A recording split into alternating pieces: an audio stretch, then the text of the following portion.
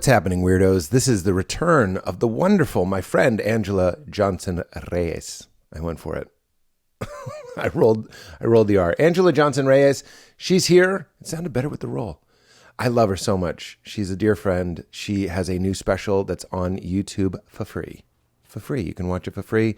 It's called Ugly Baby. I watched it the day we did this podcast, and I absolutely loved it, and I needed a laugh. This is an interesting episode because I got just a smidge of bad news that morning, and Anjelah and I kind of unpack, what it's like being disappointed, kind of wondering what it means, what it says about you, all that sort of stuff. And by the end of the podcast, we felt so much better, just kind of venting and honestly just being friends. So you're about to listen to two friends kind of like, I was going to say talking like we're not on a podcast, but we know we're on a podcast, but like getting real. And I was so happy and so grateful for her friendship and for this time, and we laughed a lot as well. So check out Ugly Baby. It's on YouTube. You can also check out my specials, also for free on YouTube, youtube.com, of course. There's Silly Silly Fun Boy, which is the newest one, and we also put I Am Not For Everybody on YouTube as well. So both of those are on there. Check it out. I'm also going to be filming a new special in Madison, Wisconsin.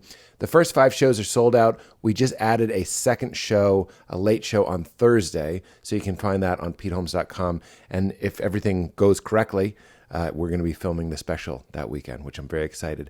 August 11th is my next Largo here in Los Angeles, always the highlight of my month. Ray Romano is going to be on that, as well as other special guests that I don't know if I can promote. What? I didn't say it. And then we're also going to be in Portland, Maine. Come on, East Coast. I'm told lots of tickets available in Portland, Maine. It's practically, I'm not from Maine. 2 hours south. Let's go. East Coast, New England. I'll be at the State Theater on August 14th in Portland, Maine, and then Verona, New York at the showroom Turning Stone Resort Casino. So I'll be in Verona, New York if you live in upstate New York. Followed by Vancouver, San Luis Obispo, Madison, which I just mentioned, Seattle, Portland, San Diego, and Phoenix. All of those are on PeteHolmes.com. And my book, Spells to Cast on Your Parents, is available to pre-order now for the favorite little child in your life.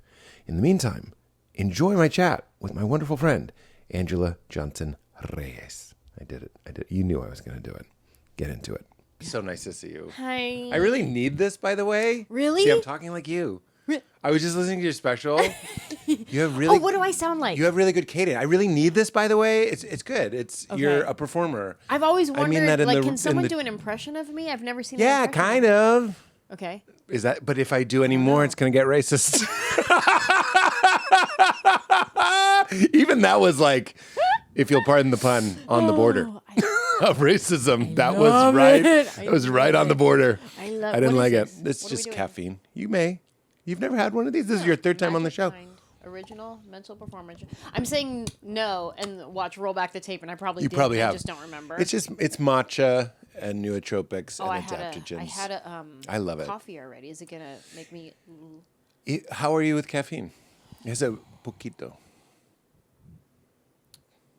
Should I do it? I definitely think you should.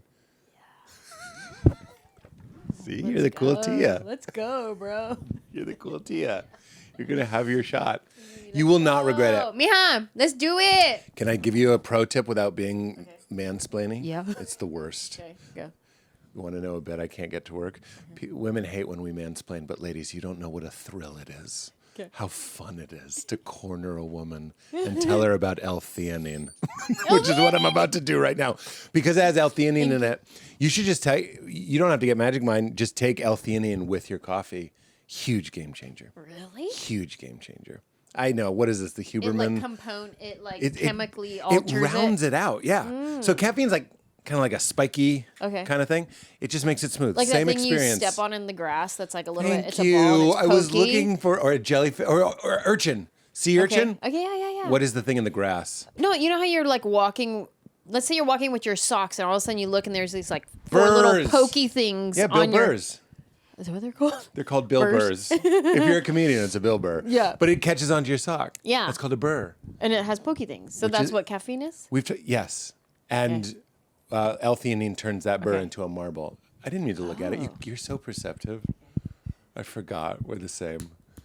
Because you just noticed that I looked at it. You saw me look at it and you clocked it. I forgot. I forgot how similar we are. Oh, wait. Take a Grapefruit? A little grapey. Do you have a good palate? Do you see that? Yeah, that was good. I want everybody to know that I clocked it. Grapefruit. You got a good palate. Okay, here I go. Here it is. Also, I had the AC on the whole way, so I'm a little congested. Does AC get you congested? I don't know. I'm ready to agree with it. Okay. I'm ready to be like, yeah, totally. But if you were like, I'm not congested because thank God I ran that AC, I would have been like, totally. Like, I was really ready. That tastes nice. It's all right. It doesn't taste too grapefruity. Based on the smell, I was like, here we go, grapefruit. But the grapefruit is intentional. I think the grapefruit is hiding the taste of matcha because matcha tastes like grass. Okay. I like it. See? Typically, I shoot these so I don't have to taste it, but it's all right. You're all right. This is your time. Thank you. Look, Ugly Baby is available on YouTube. It's been out for what, 2 months? It's already got 1.2 mil, girl. Thank you. Like, so happy for you. That's Thank you. amazing. Thank you. Not easy. Because I'm in my head going, that it was supposed to be better than that. According to who? Who distributed it? According You? to my last one. According That to I your last also one. self-distributed. But can I tell you what Compare happened? and despair. Compare. Does that rhyme in Spanish? I don't know. I only speak Spanglish, broken English. Comprar y I'm sure Comprar it's... to buy. Oh, right. But compare and what's despair. compare? Comparing and despairing. Just kidding. I love... By the way, you were like, I only know Spanglish, and then immediately pounced on comprar. You're like, that's to buy. I'm like, all right. I thought I was in a I do know that safe... one. I thought I was in a safe space. Oh, because you love to shop? Okay, come on. We're having fun. Yeah, All right. yeah. No, you don't. Come on, ladies. Ladies love shopping. Let's be better than ladies love shopping. Yeah. What were you going to say? Oh, your last special did better in the first month? Yeah. Really? In the first month, the first few months, the first year, everything. But this is what happened. And I'm not saying, oh, this is why. I'm just saying this was a factor in what happened. When we released my special, this Ugly new Baby. one, Ugly Baby, and I compare it with the tracking, the actual data, I'm talking data now, of my last one called Say I Won't, which I also self-distributed on YouTube. They're both tracking exactly the same, right? We're like, perfect. What does that mean? Like, the amount of views, the amount of time people are watching it, retention, according to the date. Look at what they've made us into. Yeah, we're clowns, and we're all like, "What's the click-through rate?" Like, fucking shut up is what the click-through rate. What do we work at Mars M&M? Are we wearing suits? I'm just like, it's sad. But also kind of fun, I guess, to kind of do it yourself. Anyway, keep going. Keep going. Sorry. So we're watching the trend. We're like, oh, yeah, this is going to do what my last one did, which is great. Yeah. Then what happens is, like, within the second day, right? It's tracking like this. Yeah. Then the Kevin Hart roast comes out. Oh, no.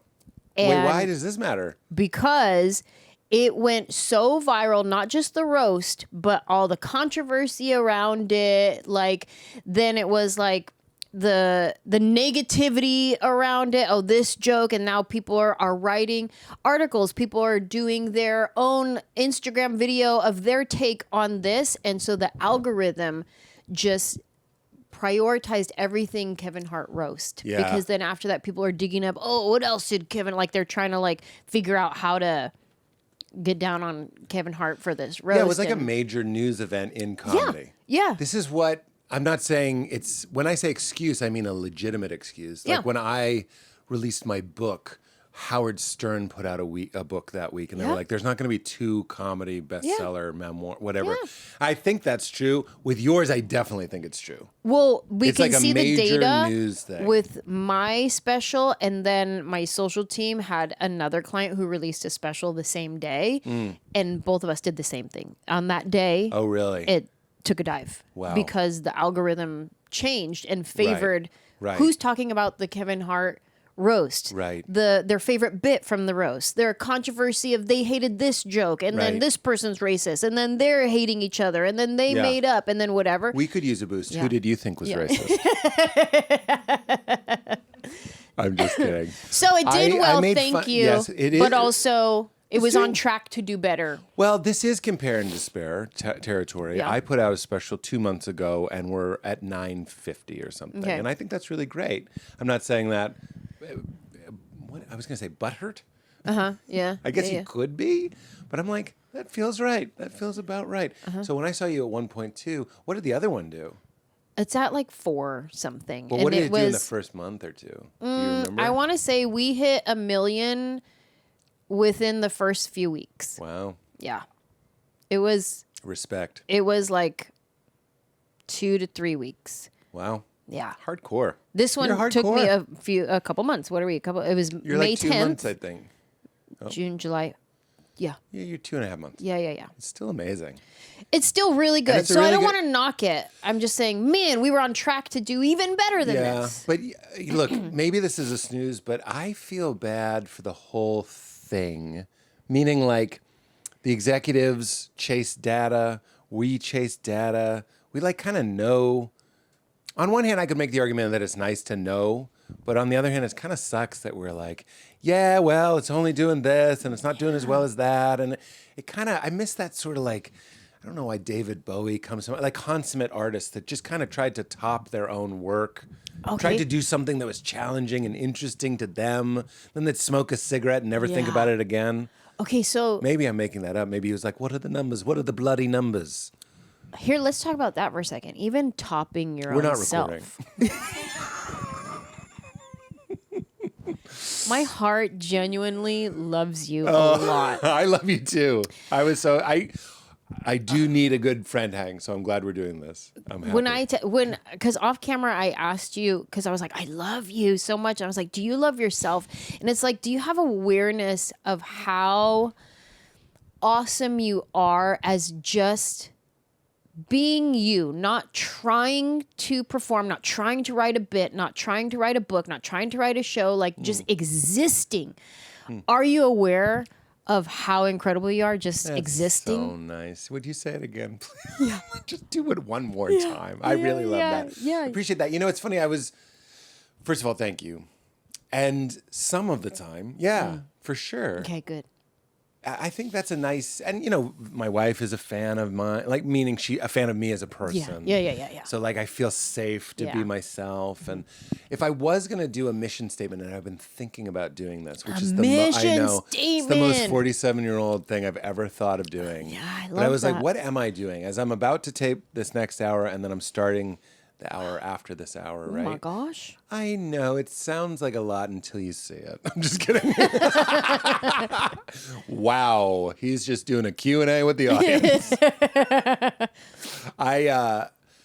What brought it to mind was the first line. All I have is the first line. It's to stand unembarrassed. That's the first line. Okay. Like my mission is to stand unembarrassed. The rest of it would be like in the complexity of all human experience, proud and funny. But like, I really think there's something, what you're picking up on is a person who has done a lot of work to make peace with themselves, even the parts that aren't necessarily the most palatable. So you're picking up on, and I see that in you as well. I mean, you're doing 7-hour specials. Thank you. If you had if you were crippled by self-doubt, you would have stopped after 2 and gone into commercial acting. Okay. Sometimes I want to do that. Do you? Because I didn't relate harder to, we both have bits about late shows. If I'm doing a late show, my opener is, I'm hitting the stage, it's 11 o'clock. What am I, Chris Angel? Like, I don't want to mind freak anybody. I don't have leather pants. I yell this, it doesn't even get that big of a laugh, but I go, I'm to be in bed, sir. It's 11 o'clock. Like, this sucks. Do you do Aura Ring? I do Aura Ring. Does it tell you right before you walk? I left it at home. Does it tell you right before you walk on stage, approaching bedtime? I love that. It does that to me. It also never captures data when I'm doing stand-up. Oh. Which watch your stress. It doesn't. You'd think it would go, oh, your heartbeat went up or whatever. Oh, yeah. It just Adrenaline. blacks out every time. And it goes, It's so much. You were a werewolf. You killed chickens. We can't contain this information. I do, like we were doing with the light before we were recording, I attribute like a supernatural quality to that. I'm like, it's because I'm in a fugue state and it can't track me. But then it's like, it's probably just because of the microphone. I don't know. So I wanted to ask you this, like, because I'm kind of in a place of like, Paralyzed anxiety is a little intense, Oh, but interesting. I finished my hour, so now I'm writing a new hour. Okay, I haven't started yet, so I Haven't started writing it? no, and I haven't even started thinking. So I'm in this place of like, which I do every time. I don't have anything to say. I don't have anything to talk about. I don't remember how to write a joke. How do I do this? Yeah. I'm in that place, and then I start telling myself a story in my head about how I don't know how to do this. How am I going to top myself? Blah blah blah blah blah. And then I like dig myself deeper into this hole of like telling myself the story of I don't know what to do. I have nothing to say. I'm not even that good. People are going to figure it out. What a fluke this 7 specials has been, like all the things. And then I just have to dig myself out of it. And then I remember, oh no, I know what I'm doing. Yeah. I have a gift. This is just pause. And I was talking about this yesterday where it's just like coming to a place of don't try to write out of shame. Like I'm shaming myself for not writing, for not being a comedian, like what a comedian should be. I should be writing every day. I should be going up at the clubs, practicing. Like I should be responsible with this gift. And I've been irresponsible with this gift. I just did that the other day because, full disclosure, I just found out that the streamers passed on my special like this morning. Wow. So I was like, I was, I think reasonably bummed. I was just sort of like, well, that's a bummer. Totally. But then, and then you know when you do this, you go like, oh, I actually, that doesn't really hurt my feelings. You go, no, that's fine. Yeah. And then like slowly, as I'm driving here to the podcast, I go like, are they right? Like, am I? Yeah. What did they see? Yeah. Val's so good. She's like, who cares? They probably nobody's watching the special and going like, oh, forget it. Yeah. I don't think. No. I don't know. Yeah. But my point is, I'm so with you, and you go like, I am dried up. Like I've somehow lost the juice. Yeah. I think about like, I was actually thinking about Eminem, and I was like, dude's like 50. Is he still going to be like bragging about how he's hip hop has to expire at a certain point, and then I'm like, or is that me? Like a stand-up, a young person's. But then I listened to you, and I was like, this is She's funny. old. She's got it. She's old. She's almost dead. She's got nothing to say, but she's still saying it. No, there's a lot of parallels in our acts, and I was laughing out loud at your special. Thank you. And it was I was like, what could be more interesting? I don't want to take you off what you were saying. I had a question. Let's put all that to one side. Okay. Do you swing in extremes? Because I do. I go, I'm done. I don't have anything left. Yeah. And then I'll have like one rockin' set, and I come home to Val, I go, I think I have 40 new minutes. And then I'll take that 40 new minutes anywhere but the store or Largo, and I'm like, oh, I have 15 minutes. You know what I mean? Yep. But like, I have these extremes. Do you relate to that? Like, totally. You just need one. But does that ever make you kind of feel like, are we drug addicts or something? Like, oh, I found it's like looking, with all respect, I'm like looking for drugs in the carpet. Like there was that Richard Pryor story where he's like, no, it wasn't Richard Pryor, it was Krishna Das, similar people. Anyway, he was looking for a crack rock in the carpet. Wow. And he found one, and he's smoking it, it's got like lint on it. And I'm like, I don't want to be that. This brings us back to David Bowie. Can't we just be like making art because life, we have this like compulsion towards beautiful things, towards funny things, towards interesting things, towards connective things. Yeah. Isn't that enough? Yeah. And then we bring in all these metrics and rejections and like whatever. I don't know. What does that bring up for you? So I think about the time I was given advice. This was early on. The nail salon video popped off, and I was like, what do I do next? How do I top this? Then out of nowhere, the Bon Qui Qui bit from MADtv pops off on YouTube. I couldn't even have planned it. The timing of that, it just so happened that I had this one viral bit doing stand-up.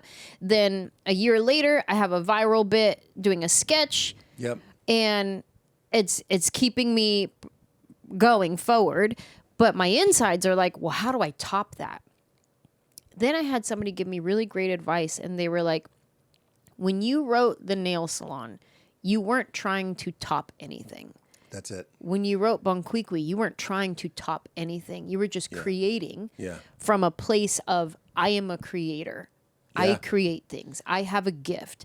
and it came out of you. That's right. So continue to do that. Right. Stop trying to top yourself. Yeah. Anyone else. You just create because you believe I'm creative and I'm a creator. That's right. And you like it. Yeah. And you like how it feels. But we forget. I wonder though, like, sometimes I worry that my life, look, I don't think comedy comes from discomfort, but I look back at when I was in my 20s. Remember when Vine was out? Yeah. We had Vine. I just like, that was the sort of like golden time in my life where I was doing stand-up all the time because I didn't have anything. I didn't have anything else to do. There wasn't a good alternative. There was plenty of time. Anything you would want to not go out and do stand-up, you had plenty of time to do that during the day. Get drunk, play video games, nap, whatever you wanted to do. And then I'd go and do stand-up. So I was doing a lot of stand-up. I was bored. I didn't have a wife. By the way, obviously I wouldn't trade my life for that life. Sure. But I just didn't have, my life wasn't very full. Yeah. And there is something funny about that guy. And that's why I was making these vines. And I'm like, there's something so elemental, so simple about he's just doing this because he's kind of manic. He's in his car and he's being funny. And now I'm like, my life is so good. Yeah. I don't have the same, I'm like a pirate, but I live in Rhode Island now. You know what I mean? I'm off the seas. Yeah. And you and I both know that we're good pirates. This is like your Tia bit. Yeah. Like we're good. We're Yeah. still young. We're still alive. We just tired. It's hard to get up. Yeah. Yeah. But I believe, like, then I look at like Bill Burr on your sock, Gaffigan, Birbiglia, Mulaney. These are all people in close to our age that are they're in their prime. And then like, so I happen to be a little bit low because I got that news. Yep. But I'm also just sort of like, I know in my heart, when I call Val when I'm on my way home from the store, I'm just like, I don't know much about the business. I don't know much about metrics. I don't know who's going to buy a special. I have a joke where I'm like, is it going to be in the middle of an in-flight safety video? I don't know. And now 10 minutes from this guy. All right, seatbelts. Am I right? And I just do 10. I don't know who's buying. Tubi. I don't know. Yeah. But then I'm like, when I do a set and I connect with like the raw, vital, living, it was just here. We just did it.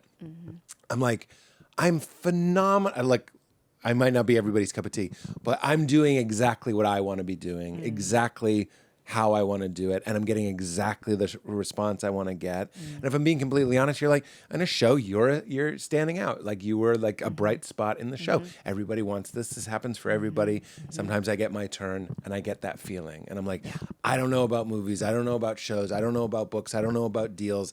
I know I'm fucking better at stand-up now than I was even as that Vine man, the kid posting on Vine. He was hungrier. There it is. But the pirate Yeah. that, I don't know. He's not a retired pirate. It's just a weird thing to see a pirate at Whole Foods. Yeah. He's like, "Arr, the struggle be real." You know what I mean? Some of this kale is conventional. Like, it's not as funny it's not as alive in the same way as the kid who ate breakfast burritos off the Montrose Owl. You know what I mean? But I'm also better than that kid. I know it. What do you got? That was a long monologue. I love it. I mean, so pirates. so many things. Buying pirates booty at Whole Foods. They got one for me. How did I not see that? There's literally, I don't think so. 2 on the nose. I put it back, but I've hooked it open too much. Now I got to buy it. I never remember, if you hook it, you buy it. There's a sign that says if you hook it, you buy it. Avast. That's how they get your sketch. You should do it. You can do this. The pirate. I've had that idea before because I felt like a retired pirate before. That we used to be kind of like swashbuckling. But enough of me. You're in that place. Let me ask you this. I want your response to that however, but also like, what does it look like when you're trying to write? Because I'm in a similar place. So I think you hit it on the nose with hungry, being hungry. That kid back then that was writing had no fear. They weren't jaded. Yeah. They didn't hear no as many times as we have heard no at this age. You don't even really know what you're risking. Yeah. Like even doing stand-up, I'm sorry to interrupt, but you're so right on. Like a bad set is psychologically disturbing. Like it's not chill. You're it's right. not just I like, should quit. Water off a duck's back. You're Yeah. kind of like, whoa. And like a lot of no's from the industry are watching your peers. I hate all of we're You back get to compare and jaded. despair. Yeah. You get, I visualize it like, oh shoot, my earring just popped off. Are we going to fight? I'm getting Are we heated about to fight? right now. If you take the other one out, you're going to do it? No, I don't know what I did. It was your Mexican impression. I did that off camera. It counts. I'm not even going to attempt to put it back because it's going to take me a long time. So just remind me to not My forget daughter it just here. changed her earrings, and I am now living in the reality of how hard it is to take out earrings. It's They're so hard. bleeding. I'm just like, I don't know why we do this. Oh no, they pop off so easy because I'm at the end now, so the earring hole is like drooping. But anyway, Nice. so I think it's like I don't know why I said nice. Like I hated it. I hate how I said nice. Keep going. Nice. I hated it. I want you to know. It was the worst. Keep going. Keep going. My earring hole is real droopy. Nice. Fucking worst response. How about just, yeah, I don't know what to say is what I'm saying. Nice. God help us. Okay. when you're young and you're not jaded, you're hungry because you haven't experienced success yet. Yeah. So you're hungry for that success. So when you're dreaming, I can see myself as this, this, and that. Your dreams are in these like bright, vivid colors, and you see it so clearly. Yeah. Then you start hearing no's, right? You risk something, you develop a show idea, and you start hearing no's. And then you pitch it around, you hear no's.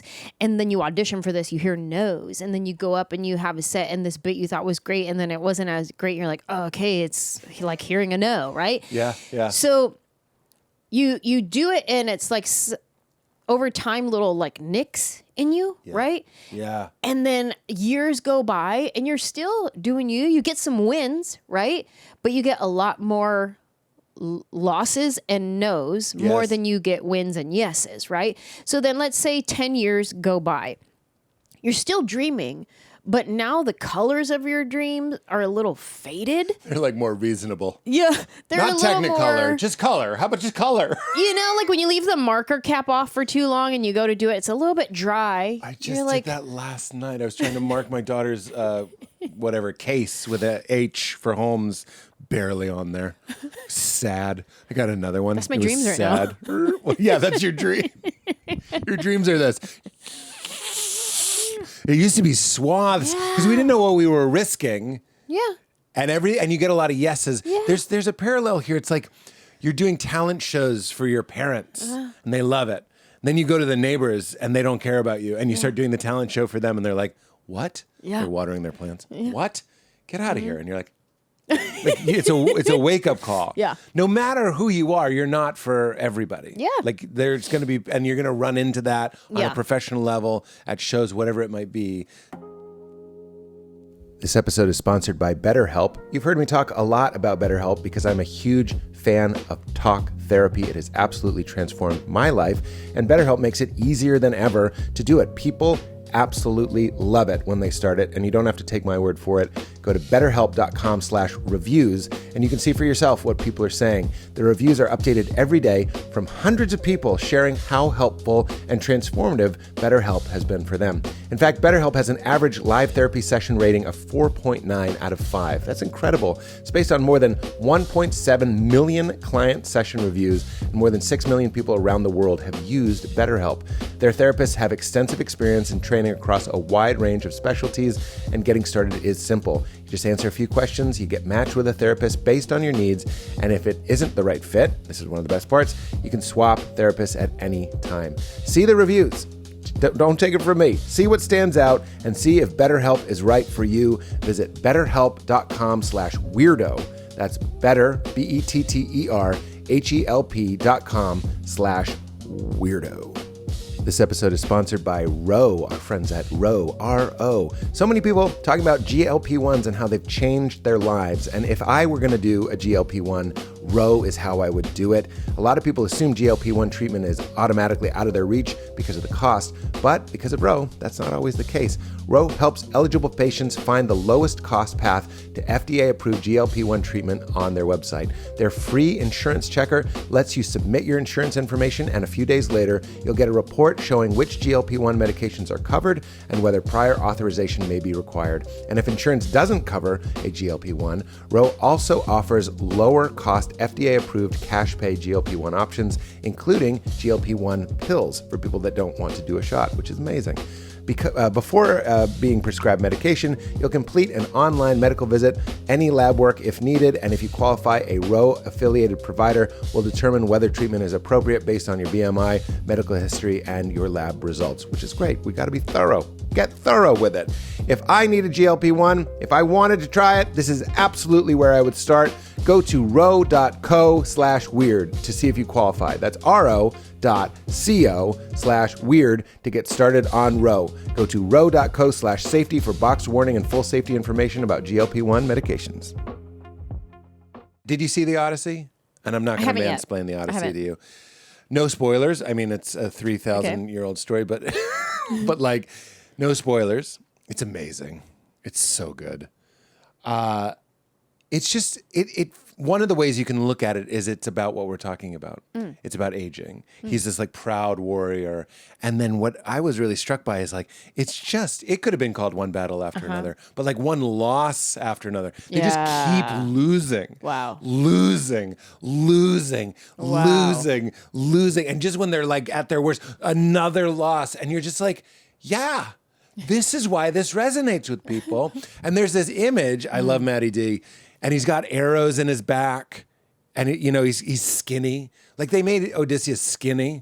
Damon can be whatever he wants to be. He bulked up for the press, but in the movie he's very muscly, but he's like thin, and it seems like a choice. And he's got like broken off arrows in his back, and it's kind of like, and he still gets up. You know what I mean? Like again, people can project whatever they want to on The Odyssey, but I'm watching it going like, yeah. I have my dream life, my dream job, and I still sometimes feel like I'm just like today, it's like, I know I already said this, but just got a slew of no's. My manager, who I love, thought it was fair to put it in one text. Here's everyone who said no so far. He was collecting the no's and then just fired it off at 7 a.m. Good morning. Netflix is a no. HBO is a no. And I'm just like, you feel those arrows. And I was just like very emotional watching that movie because I was like, it's not, look, this is such a fucking cliche YouTube inspirational video. And it's Rocky, but it's not about how many times you fall down. It's how many times you get back up. That kind of idea. Yeah. But I was like, God damn it, that might be corny, but it's so true. Yeah. And that's what middle age feels like to me, is you're like, you're not like the belle of the ball. That, I think you touched on another one right there, is we have both had a season in our careers where we were the hot thing, where people were talking about us because we were it's new. Literally, comics to watch is over your head. My framed comics to watch. Am I on that one? No, I did. You weren't I had in that my one class. too. I had that one too. Yeah. Ali Wong. Yeah. So it's like Harris. We had a season of like, you need to watch this person. Yeah. Right? That's right. Like anything they do, you want to know about it. Right. Right? Right. So we both have had a season like that. And what's easy to misinterpret is if you're not in that hot season, that you're done. Right. And that's not true. Right.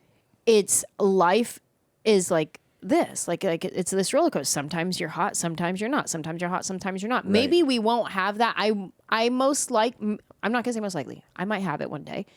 but maybe I won't have it as big as it was in 2007, 2008 when this nail salon video popped off. Everybody around town wanted to meet with you. I'm talking about Fox, NBC, ABC. They're all calling me into these meetings, all these movies. They're booking me for this movie, for this TV show. I'm in this pilot. Everybody wants me. I'm like, oh my gosh, like this is crazy. Maybe I won't have that season again. Right. Maybe I will. Maybe it comes later again. I don't know. But just because that happened in 2007, 2008, does not mean that 2026 version of Anjelah doesn't have something beautiful to offer the world. Yeah, right. A reconnaissance. A what? Matthew McConaughey had a renaissance. They called it the reconnaissance. Oh. And you know, Brendan Fraser. But Betty White. Betty White. Her. This is such an LA conversation we're having right now. I know. Sorry, everybody. No. I think it's really interesting because it's honest. Clearly, we're both thinking about this. Yeah. I was thinking about comedians who have killed themselves with respect. I was just thinking about that on the way down. That's how kind of serious you can be like, maybe it's, I'm not suicidal. No. I'm just saying wow, it really chews people up. Mm-hmm. So we need to, I've been craving some balance and some wisdom and some perspective. Yeah. That's actually one of the, believe it or not, that's one of the things the Odyssey gave me. I was like, oh, humanity has always been wondering, because he has his big battles and his big wins. Then actually, this isn't a spoiler again, but he kind of looks back on those wins with more nuance. And more perspective. Whereas as a young man, he was just we fucked those people up. Yeah. We won. Yeah. And then he looks back and he's like, Jesus Christ. And what's crazy, and I talked to a lot of, and I think it's worth mentioning, I talked to so many people that are like, what you have, Anjelah, what I have, is exactly what they want. And it's also very, very, very much exactly what I want. I just wonder, it's like consumerism. It's like capitalism. Yeah. It's like every corporation has to grow or it's dying. It's a zero-sum sort of thing. Yeah. And we start applying, it's like the Taylor Swift documentary. She's like, I need to make the next album bigger. How am I going to top 1989? Yeah. And I'm a failure if I don't. Wow. And it's like, well, where did we get that idea? Talk about the Odyssey, as I will for months. Katie, I apologize ahead of time. I'm going to be talking about the Odyssey so much. But we live in a mythos, if I may use a fancy word for just a story, which is everything needs to be as much as we can put down huge corporations and billionaires, we go, those are our weird sultans. Those are our weird, I won't say kings, but they're these figures that rose and groaned. Yeah. Rose and groaned enough. They rised and grinded a lot, and they won billions of dollars, and now they can be vampires in their castles and be like, send me a steak and whatever it is.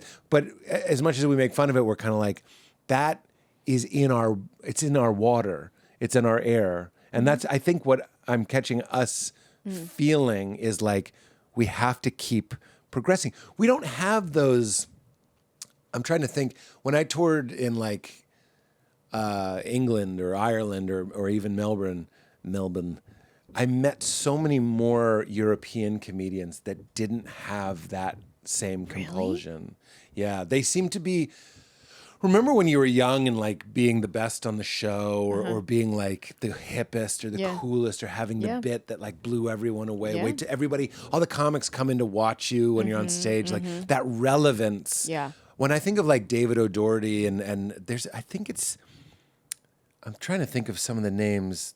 Daniel Kitson. There's some, I've never even seen him live, but there's some comedian that only does shows and they're all $10. He won't tour for more than $10. Wow. He's just always ripping. Is it Daniel Kitson? Is that a name? That's a comedian. Is he a bearded guy? Yeah, bearded. Yeah. I've only, he's like Paul Bunyan. I've only heard tell of this guy who clearly isn't just trying to squeeze it for more money. Because I think that's one of the diseases I'm saying that maybe I've caught, which is everything needs to pay out. Yeah. It needs to be more money. You want to be that, do you know that this person or this person got $10 million for their special. And then you're like, then everyone would have to suck my, you know what I mean? It's just like real Sauron shit. Yeah. Then no one can hurt me. Then I don't have to, you can't tell me nothing. Then no one can bother me if I'm such a rich success.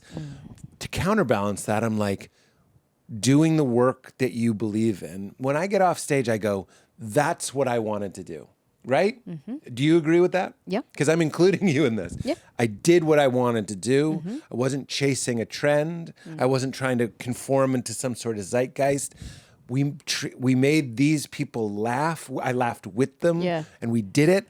And whether or not I'm growing exponentially like SpaceX, which I think is tanking, but you know what I mean? Like, we need to liberate ourselves from that delusion that we're not corporations, that we're artists. This is what I'm saying about David Bowie. So we should be hard. smoking smoking. It's a shame that smoking got linked with being cool. I just mean we should be in a cafe in the 60s talking about your phenomenal new hour and how you fucking found it and knew how you felt. Yeah. That's one of the things I love about your comedy is one of the notes I give if people ask for notes is I go, how do you feel about that? Like people will say what's happening, but you always go like, which felt like this, or made me think this, or made me feel this way. I'm like, it's imbued with all of this artistic honesty and everything changing in AI and the climate and all that stuff. I'm like, I have to believe, like Matt Johnson, the Canadian filmmaker, he did Blackberry and Nirvana, the band.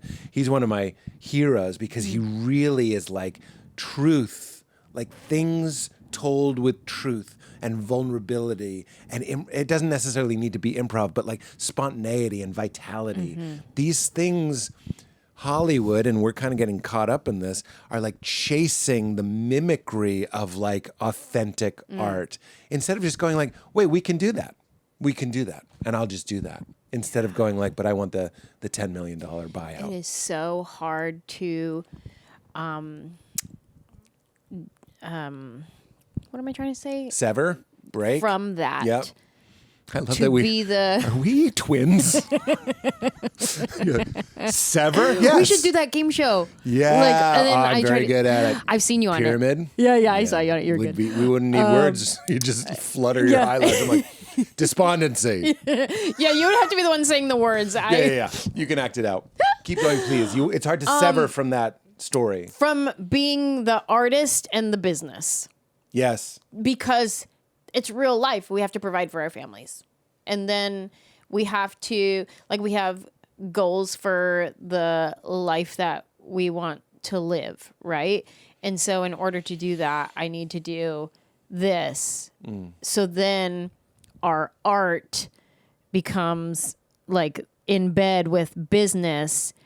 And we're like, y'all shouldn't be hooking up, but they have to hook up to get us to the goal or whatever. And it's you're like like, a kink. You're like, you should not be sleeping with your boss. Yeah, I'm fucking my boss. Yeah. This artist, the kid from Vine, went into a room and was like, no, she's pretty hot. Yeah. And had sex with the business. And we don't, we're similar. I'm older than you, but we did grow up in that Gen X mentality of you shouldn't sell out. But then we started seeing the selling out. We've made this point a million times, but it's that doesn't exist anymore. It's you're supposed to sell out. It's kind of cool if you can make the biggest cash grab you can. You know what I mean? I really liked the image we were going with fucking our boss. Yeah, with art and business, hooking up and trying to put those personify those characters. That's funny. I mean, it does feel, it's like having sex with boss is good, but there's something taboo about it. It's like your teacher or your counselor. There's something you're not supposed to do this, but then you start doing it and then you do get rewarded for it. It's just so easy. We did this on Crashing where it was the talk about art versus commerce and my character was making the point that I made my whole career, which is if they ask you to be clean, be clean. If you can book more gigs doing jokes about stuff college kids do jokes about stuff. And there were the people that were like, fuck that. I'm Lenny Bruce. I talk about whatever, STDs. And it's like, great, you're not going to work NACA, and then you're not going to have that money that will enable you to work on that hour about STDs with the big audience that you made when you were in college. See, I'm even making the other point. Yeah. But it's got to be both. I think where we are in this phase of life is I'd like to, this again brings up Matt Johnson, that's sort of like, what if we could do anything? What if we could talk about anything in our stand-up? What do we really want to say? What would the stand-up be if you knew at the end of the set you die? You know what I mean? Like, this is your last thing. What are you going to say? That's a good question. Yeah. That's a What's good the project? prompt. That's a good journal prompt. Yeah, what would I say Because if I that's knew where at I'm the at end right of now. the What am I show gonna would talk about? Evaporate. That's so good. Yeah. And I feel like everything that I would come up with would be stuff that I'm not brave enough to actually talk about on stage. Well, look, I've thought about doing that on this podcast, going like, let's pretend we're going to die right after this podcast, and what would we talk about? But the problem is you don't die. Yeah, and you got to deal with it. The real problem is you don't die. And you have to deal with it with the backlash. But yeah, I mean, I'm trying to get as close as I can. But I think, I know I'm talking a lot, but I feel like I'm trying to like... Yeah, I feel like everybody's going to hate this episode. Are they going to hate it? No. Is this too insider baseball? Are we too Katie. like... It's not too insider baseball? Like, they're not going to be like Charlie Brown voice? Well, I think we've been careful to be like, look, it's a gift.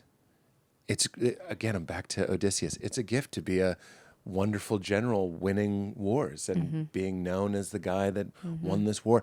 And then it's also like a crazy thing that you don't just disappear after that happens. You're still kind of going around and there's a cyclops and you're like, what the fuck is that? Oh, that's a no from Netflix. Oh, Jesus. Really? All right, well, let's put hay on our backs and run out with the sheep. I don't think so. I think we're in good. I think we're in Okay, good. Because we're talking about... Well, we're talking about... Let us know in the comments. Do you hate this? In the comment section. Do you hate this or not?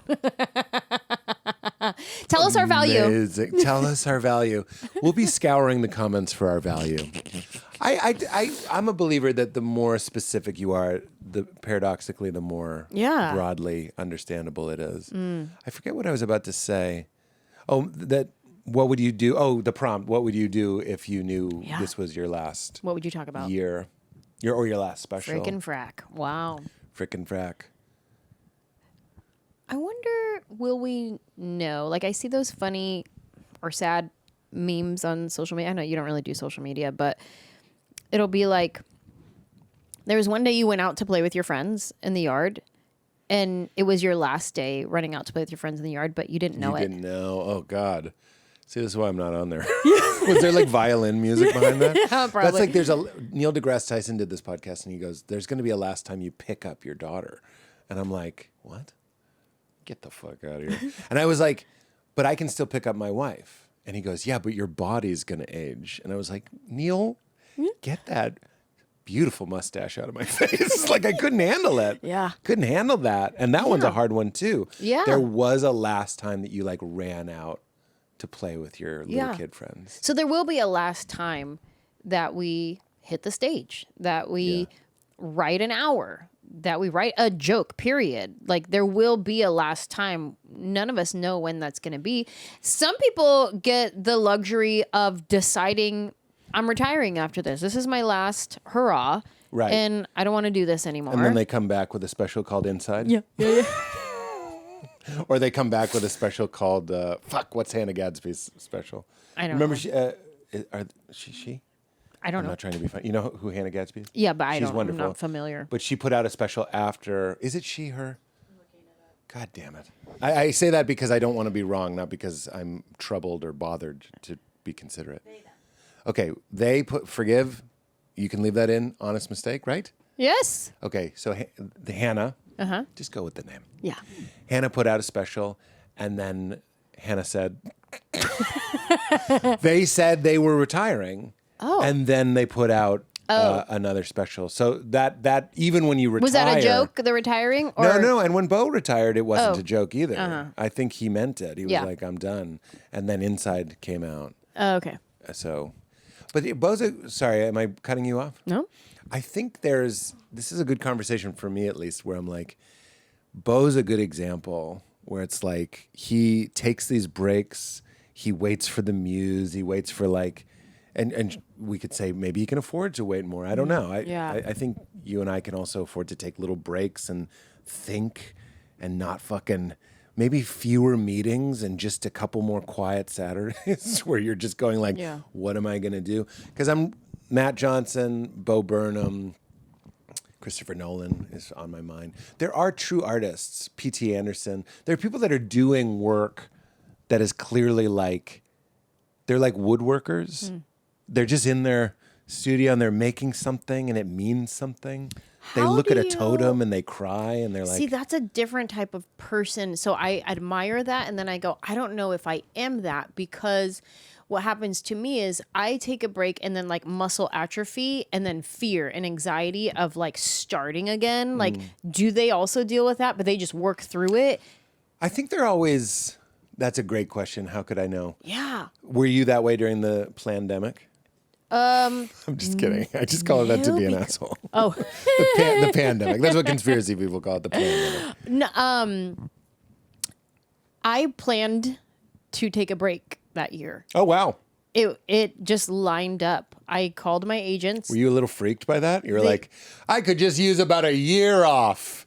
The news breaks. It was wild. Really? It was wild. I had called my team and I told them, in my heart, I wanted a full year of nothing. Holy shit. Yeah. And this was 2020. Like, this is 2019. I just want to be inside. Right. I love masks. I was going to travel. I was like, this is going to be my Eat, Pray, Love year. Like, I'm going to go I was thinking about Elizabeth Gilbert because she said, be careful making what you love into your job. So she was on my mind when we were talking. Yes. So I'm like, I need a break. I'm burnt out. I want nothing right now. So I'm like, I'll just say for 6 months, because I felt bad asking for a whole year, because I know like agents and like they need commission and whatever. And I'm like, well, I don't want to put them in a tough spot. My manager or whatever. Like, I didn't have a manager at the time.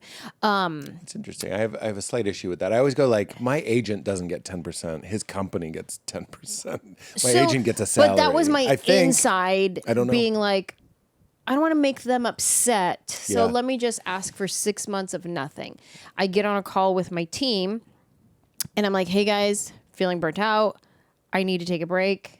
I would like to take 6 months off next year. And they're like, well, that would put you at starting in the fall. And I think, was it election year or something? There was something happening that they were like, that's not going to be a great time to go on the road to start working. So why don't you just take the whole year? They said it to me. Oh, wow.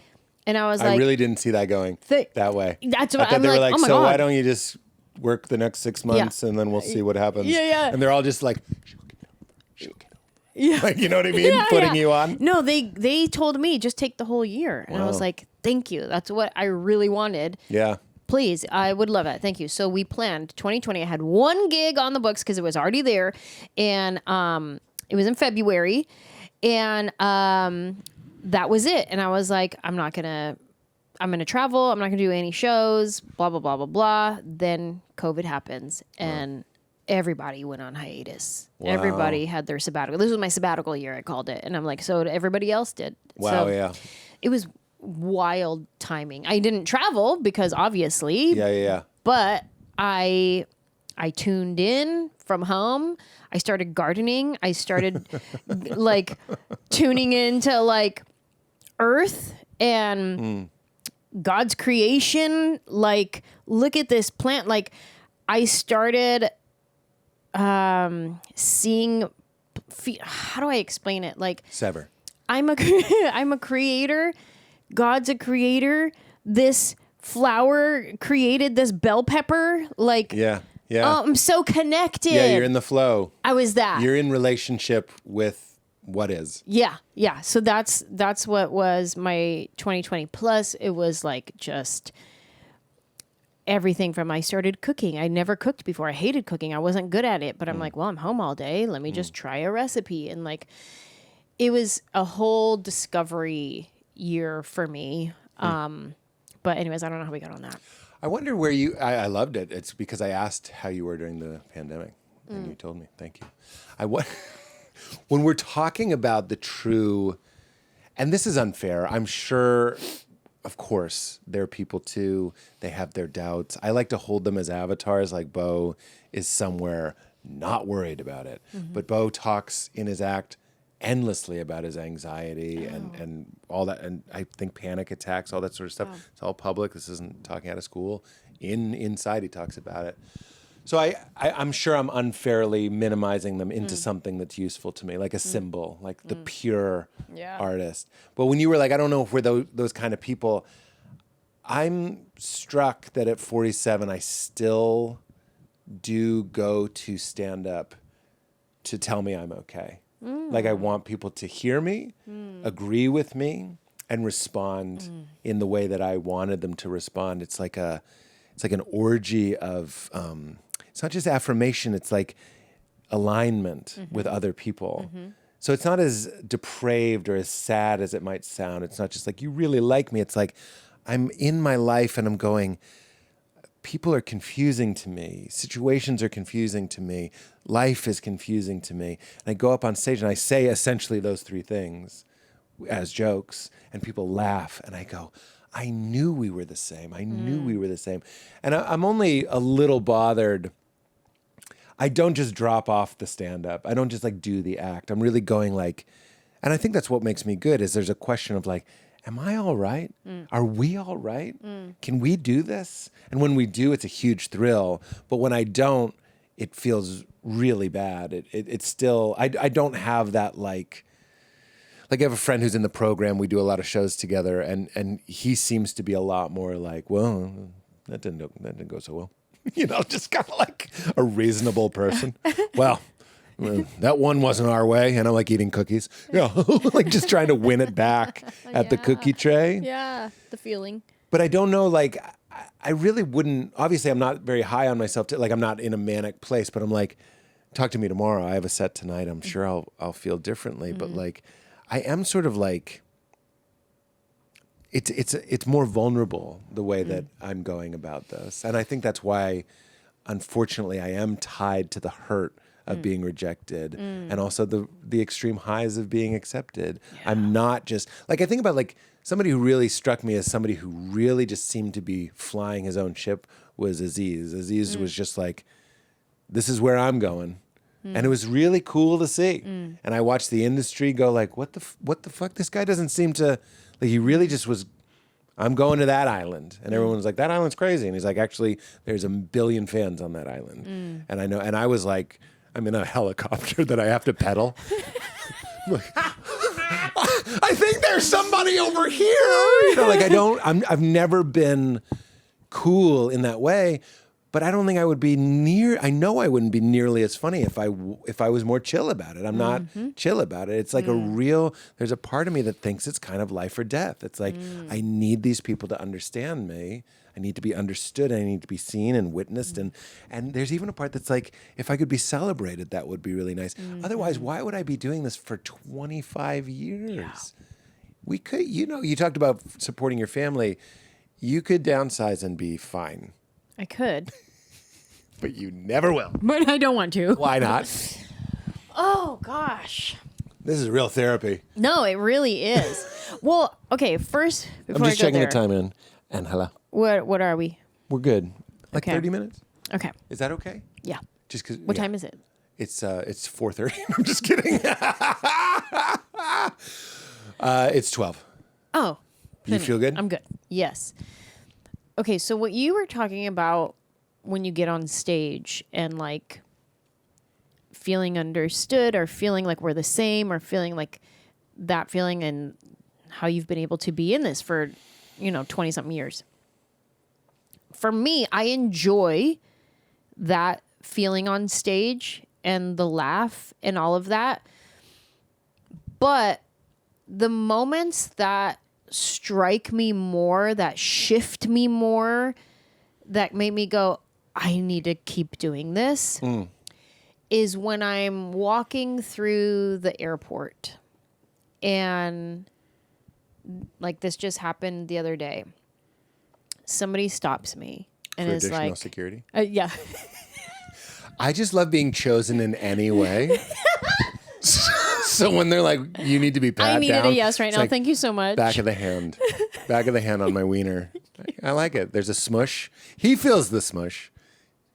It's funny that he's going, that's a dick. He's definitely a dick. Not C4. That's a penis. We're both thinking he just went on it. Get out of town. They always tell you, see, they don't, have you been patted down? Yes. They don't go, the front of the vagina is nice though. That's a good storefront. They don't hear the dick is right there. The dick is just, you know how in New York there's no alleyway, so all the trash is just on the sidewalk? Yeah. That's a dick. Just spilling out. There it is. You can touch the front. I'm not trying to be funny. I wouldn't. I'm just saying if I worked at the TSA, the back of the hand on a... Not much. Not much happened. Back of the hand on a penis, you're getting the whole show. So sorry. You got stopped at the airport. Oh, that's why I love you. That's why I love you, actually. That's why I love you. Yeah. He's got good cock stuff. Yeah. They call it cock over there. Yeah. I don't like it. It's ugly. It's too much. And they say twat too. They got all the bad ones. And they say cunt a lot. Yeah. All the worst ones, the most civil country is like, look at that mingy twat. It's like, excuse me, which is it? Are you having tea with every meal? Or are you fucking jacked up and calling people cunts? Choose a lane and on the right side of the road, please. Fix it. Yeah, we're polite, you mingy twat. Like, fucking which is it? I wouldn't be caught dead without a hat indoors or whatever it is. You cunt. Yikes. Riff over. That's good. I like it. I like it. It's 2026, and like so many people, I love shopping from home. I don't understand why you can buy groceries, furniture, basically everything without leaving the house. But for some reason, you have to drive around all day and go from store to store if you want to get blinds. Especially when 3-day blinds can bring the showroom to you. Their local design consultants at 3-day blinds, which is a game changer, comes to your house, helps you choose what actually looks right in your space, not just guesswork in a store. They are there and they know, and they give you a free, no obligation quote the very same day. Then they handle the measuring and the installation too, which is great for me because that's not something I should be trusted with. I'm also one of these people who likes to sleep in a really, really dark room, and blackout curtains are an absolute game changer. We also have a little movie room. It's not fancy, but we needed it dark. This is where 3-day blinds comes in. I'm surprisingly passionate about it, and so are they. And right now you can get quality window treatments that fit your budget with 3-day blinds. Head to 3dayblinds.com/weird for their buy one, get one 50% off deal on custom blinds, shades, and drapery. For a free, no charge, no obligation consultation, just head to 3dayblinds.com/weird. One last time, that's buy one, get one 50% off when you head to the number 3DAY blinds.com/weird. If you need, like me, a little help with your wardrobe from time to time, you will be glad that this episode is brought to us by Quince, the makers of high-quality basics that you will actually wear all the time, and it's absolutely true. These are so well made, so fashionable, so well fitting. I absolutely love Quince. Now that it's really hot out, I'm rocking their linen shirts. They even have linen pants. I haven't bit the bullet yet, but I'm really thinking about it because everything Quince makes is amazing. The first item that I got that really blew me away was their Mongolian cashmere sweater that didn't break the bank. And break the bank.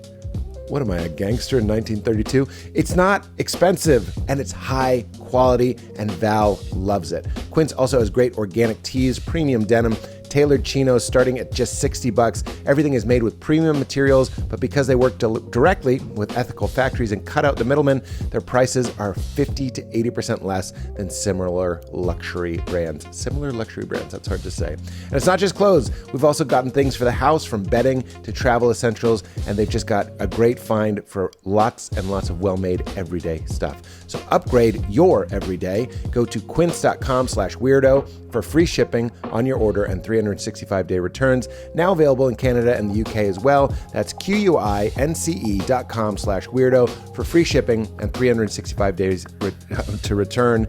Quince.com/weirdo.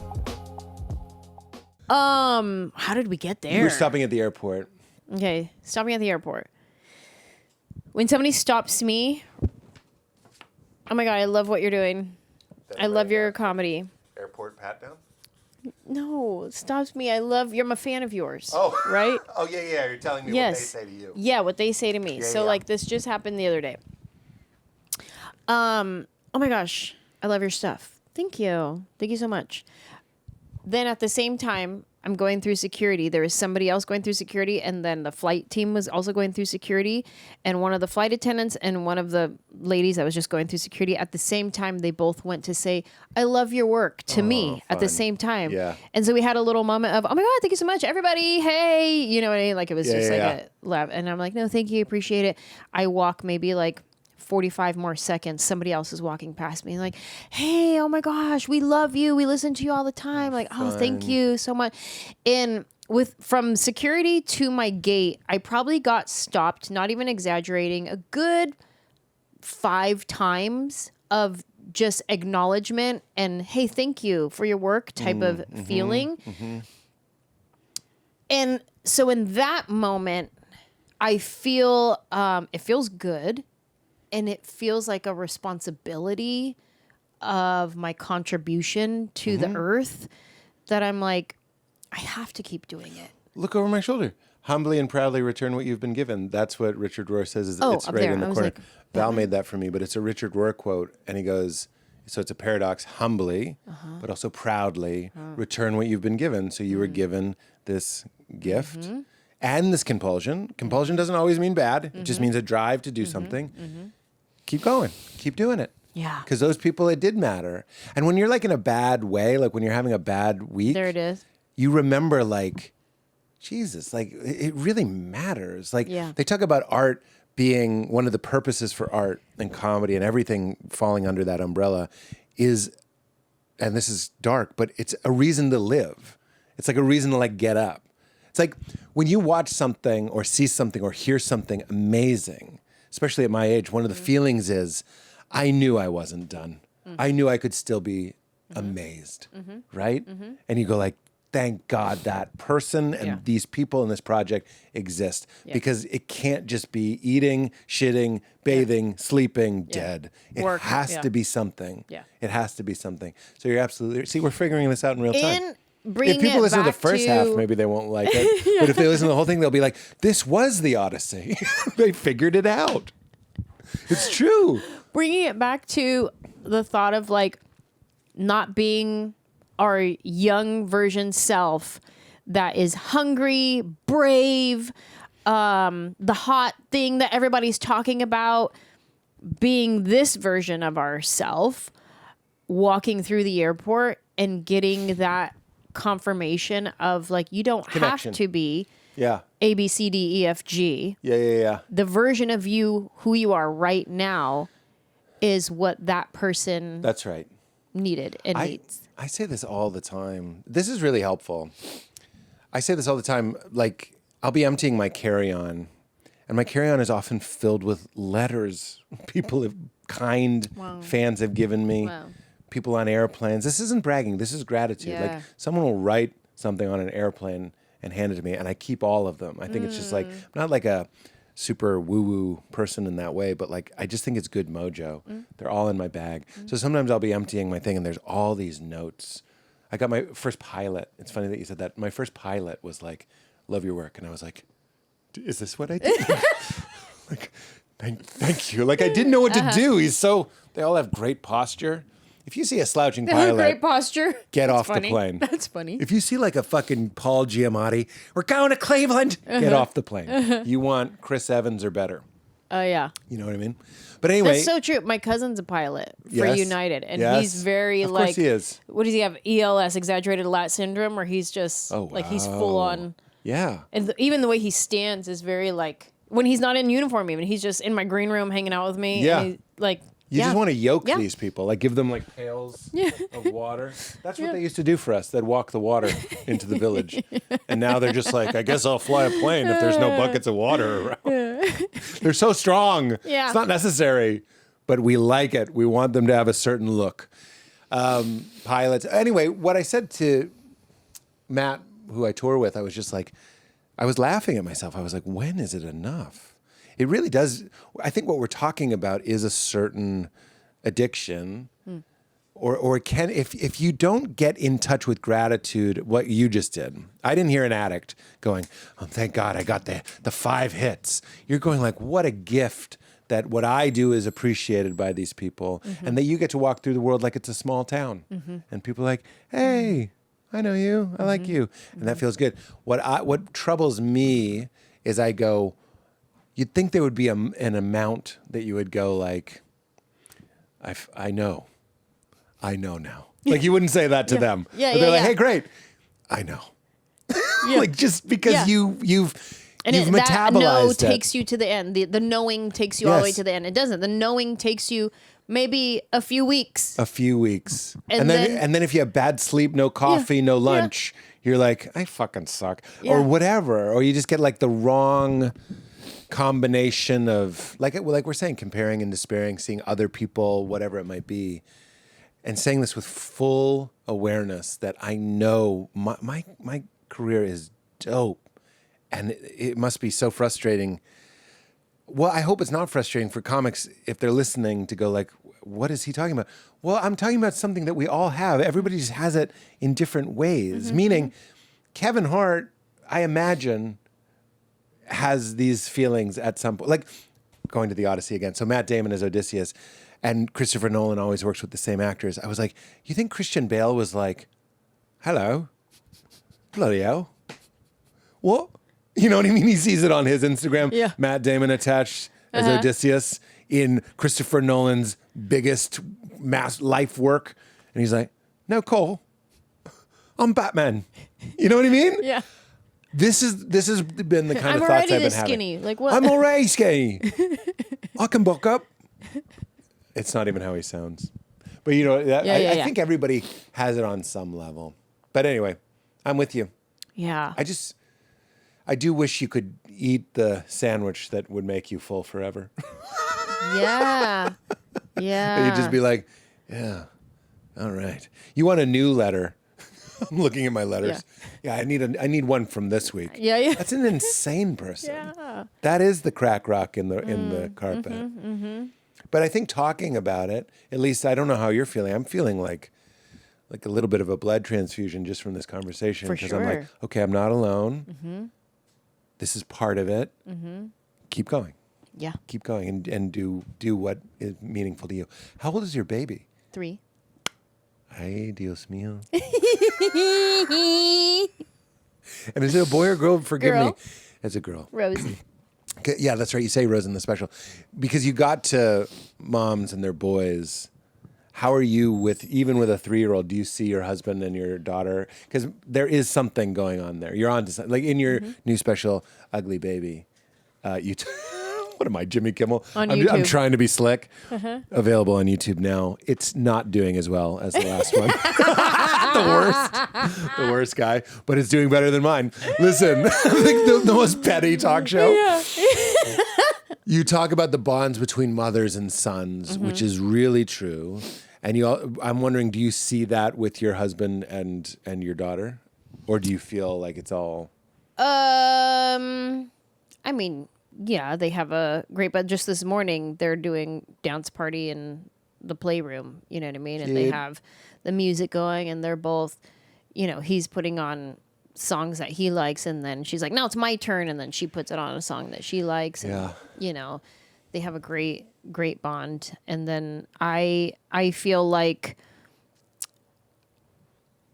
I see her as like I see her as like a person, and I'm like, I'm your mom. I'm helping guide you. I'm helping to teach you how to become a good person. And at the same time, my part of me is like, what do you think of me? Like, cute. Am I doing a good job? Yeah. Like, you know what I mean? You say that in your special, you have so much more respect for moms now. Yeah. And that's one of those things that like, I know it's a cliche, but I never really thought that my mom was like, am I doing this okay? Like it never occurred to me that they're also... Yeah. Like we're learning to walk and they're kind of learning how to parent walk. Yes. And all the cliches, nobody tells you how to do it, and you're just kind of figuring it out. Yeah. So you're looking to your daughter to tell you like, yeah, good job. But even the like at night when I'm like rocking her and I'm telling her like I love her so much and she doesn't understand the weight of what that means. And I'm like, okay, let me think of new ways to tell her. Be like, you make mommy's heart so happy just by being you. My heart is so happy every time I see you. And she'll just be sitting there like quiet, like like she's not, it's not, I'm like, you don't get it. You don't, it's not penetrating your heart and soul how much I love you and I need you to get it. Yeah. That doesn't stop. My daughter is about to be 8 and I'll be like, what do I say? I'm trying to think of the exact phrasing, but it'll be something like, I love you so much. And she'll go, I know. She ate the sandwich that lasts forever. Yeah. I hope. That's actually, isn't that funny? Yeah. That is kind of one of our goals is we're like, we want to drill it into them so much that they know if nothing else, you know your parents love you full stop. Hey, I learned something from you about parenting. Wow. From our last conversation, I think on this episode, or we were just having a conversation. Can't wait. You talked about how you were going on a date with your wife and explaining that to your daughter. Yeah. Because she wanted to come. And you were explaining the difference remember this, of like how me and you have time or you and mommy have time. Like this is like mommy and daddy time or whatever. Yeah. And like we're going on a date. And since then, I have been very intentional about anytime I'm going out with my husband and it's just us, I make sure to frame it as this is mommy and daddy time. So she sees that. Yes. And calling it a date. Like we're going to go to lunch real quick. Yeah. And I still go, mommy and daddy are going on a date. Yes. And like, I want her to hear it. So I want her to see that we're still dating each other. That you like each other. Yes. Yeah. I want her to see that and know. And then the other day she asked if she could come. And I remember that was the story. And I was like, no, this is just mommy and daddy going on a date. And then we left. And then my brother told me, because he stayed with her, he was like, after you guys left, she says to me like, Nino, can I go on a date with you? Like she wanted to go on a date with my brother. Like, then we go on a date then. And so it was just so sweet. But I got that from you, from listening to you talk about your relationship. I love that because that was a lot to unpack for me. Is like, again, I have a lot more compassion and understanding for my folks, but like they never really, we did it with humor. Like, it's kind of funny that my parents aren't necessarily always each other's cup of tea. Sure. Yeah, there's a lot of joking about that. And they do fine. But, like, it was really important for me. Because what are you doing? You're modeling, like, find this. Find someone who wants to be with you. And even calling it a date. Like, let it be sacred, let it be special, let it be sequestered. It's over here. And it's a different thing. And I want you to have that thing. You know what I mean? Yeah. And like, does your kid yet say, like, who do you love more? Not yet, no. Me or mommy? And we always go, like, it's, now that she's older, you go, like, it's different. It's different. If you're asking if we were in a building that was on fire and I could only save you or mommy, I would save you because I know mommy would want me to save you. And that's my job. So you just go dark. If you want to go dark. If I'm holding each of you over a cliff, I pull you up first. Like, is that what you're asking? like fucking, like freak them out. Yeah, you. And she smiles. Looks over at her mom like that. But Val will be there and she's like, yeah, baby, that's our job. Our first thing is keeping you safe. So if you're wondering where you are in the emergency situation, daddy would want me to save you before I saved him.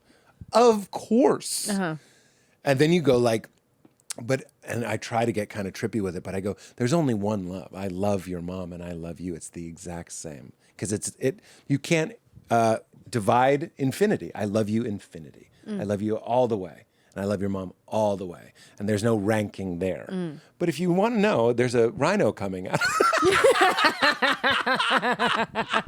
And I only have time to push one of you into a bush. I'm going to push you and then your mother and then I'll get killed. If there's time for all three, hey, that's great.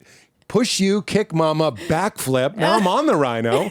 Cut off its horn. Get arrested for poaching. Like, this is how I think of things. I do. My daughter is sort of dark, so she doesn't mind. Every kid is different. Yeah. She has no problem mentioning death or mentioning. Yeah, it's kind of weird. Wow. I don't know if you call that an old soul or what, but she's like, she loves. I'm not saying this because you're Mexican. She loves Dia de los Muertos. She loves like dark things. She loves Halloween. Wow. She loves Jack Skellington. That's like her way. Wow. So she doesn't mind when I'm like, yeah, she likes it. That's cute. Isn't it funny? Yeah. We're not that way.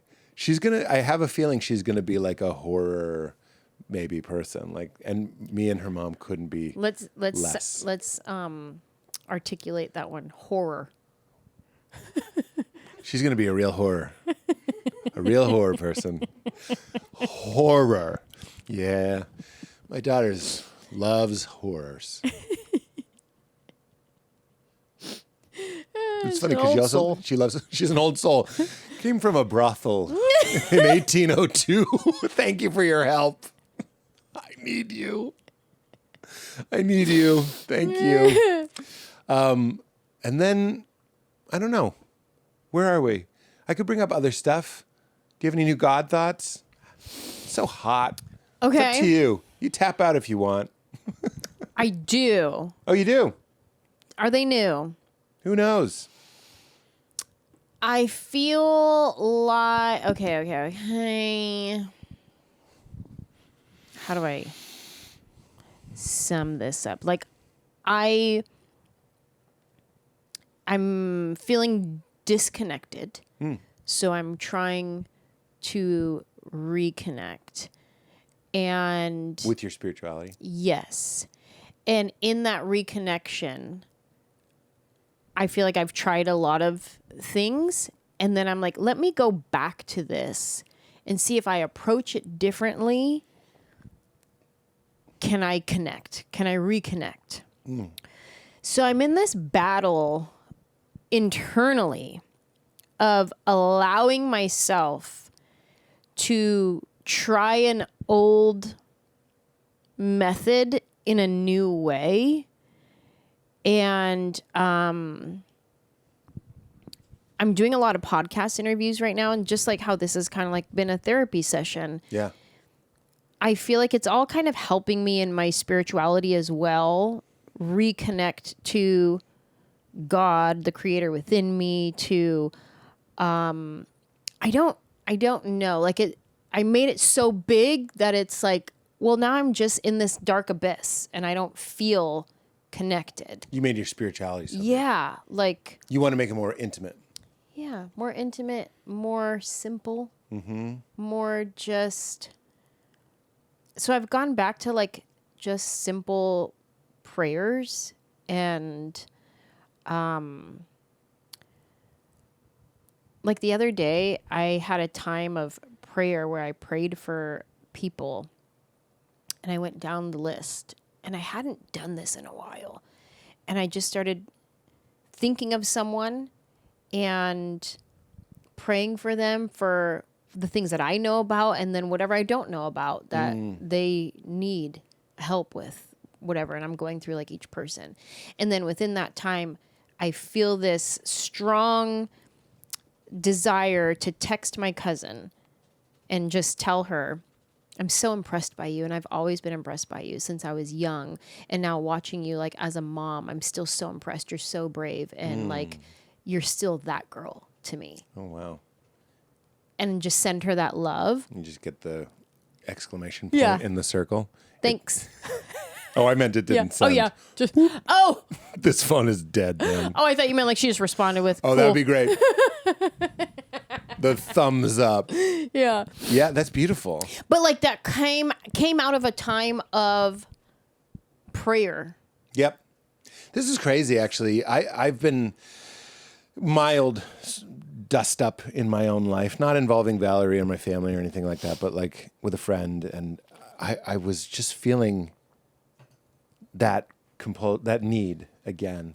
What I do is loving kindness. I think of somebody.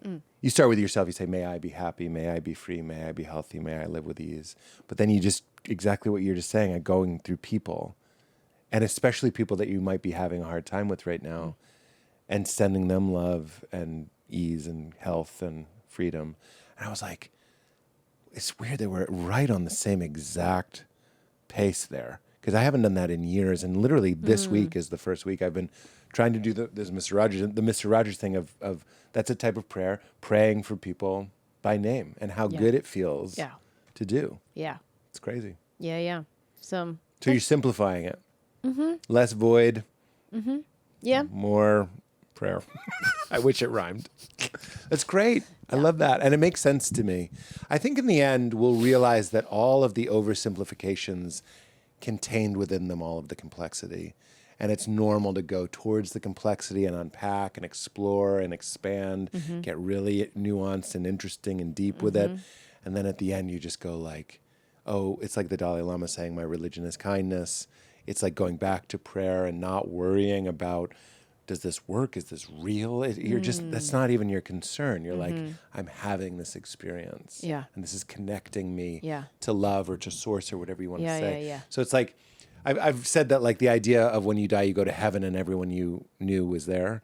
I'm like, I think that's correct. I used to think that was literally true. And now I'm like, that's just a fine way to think about it. You know what I mean? Yeah, Whether or not you're literally on a cloud having kebabs. Yeah.